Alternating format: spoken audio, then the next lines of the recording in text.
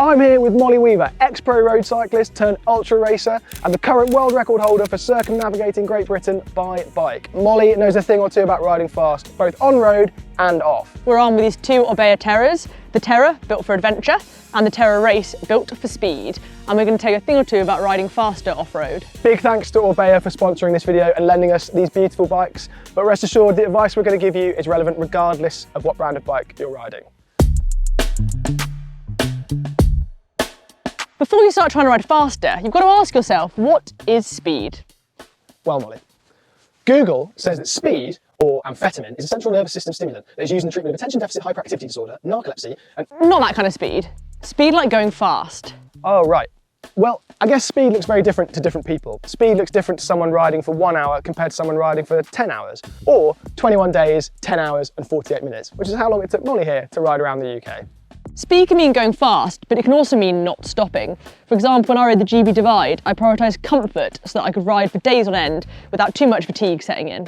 The position you're riding for an hour is very different to the position you're riding for longer, and the balance between aerodynamics and power output versus comfort and carrying capacity shifts the longer the event gets. So the first tip then is to look at the sort of riding you're doing and think about speed relative to that. It's no good slamming your stem and being as aerodynamic as possible if your neck gives out after 5 hours and you have to abandon your ride or race because you're so uncomfortable. The Terra has a more upright riding position with a shorter reach and a higher stack so that you can stay more comfortable, whereas the Terra Race has a longer reach and a lower stack so that you can find a more aerodynamic position. And it's all about finding a position that works for you and the riding that you actually want to do. Likewise, you don't need to pack the kitchen sink if you're only going out for an hour. Once you know the sort of speed you're looking for, you can start to get your setup more dialed in. Although the two bikes are very similar and share the same core DNA, they're each tailored for slightly different types of riding. This Terra is geared for more adventurous cycling, so it's got an easier gear ratio so you can winch up steeper climbs when you're carrying heavy loads. It's covered in mounting points so you can carry bags with you and take more kit on adventures. It's even got internal frame storage to carry your spares. It's got more tyre clearance so you can fit fatter rubber and go on more rocky, adventurous terrain. And it's got wider, more flared handlebars to make it more stable. There's a dog coming, it's distracting me. Hi, buddy. You're a scaredy pup.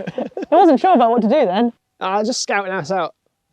Whereas my Terra Race has got a more aerodynamic frame design, deeper wheels, a bigger gear ratio for racing, and this sexy one-piece carbon cockpit with slightly narrower handlebars to keep you nice and tucked in. So if I was doing a UCI gravel race, I'd pick a bike like the Terra Race, but if I was doing multi-day bike packing or an ultra race, then I'd go for something like the Terra.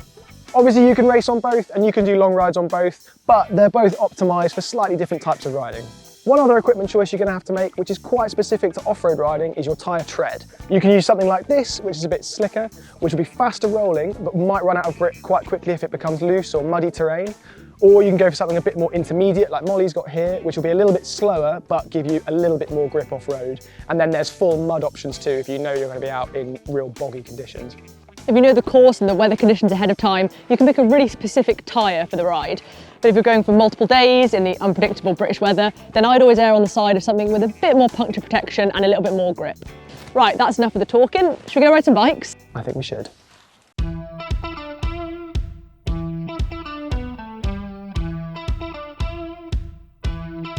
Hello! You're lovely! What was the best bit of riding around the UK? Ooh, the whole of the Highlands of Scotland. And what was the worst bit? Oh, the east of England. The east of England? Yeah. Did you go anti-clockwise? Clockwise. That was near the end? Yeah. Okay. I was really tired. It's really flat. Yeah. It's really boring. It's quite quick, but it's also like 18 hours of just looking at the same thing. There's like no stimulation, so you look down, it's like, oh, another 17 hours to go. But the Highlands is like... Highlands is savage, but mega. Yeah. It's also horrendous weather, but it's kind of part of it, isn't it?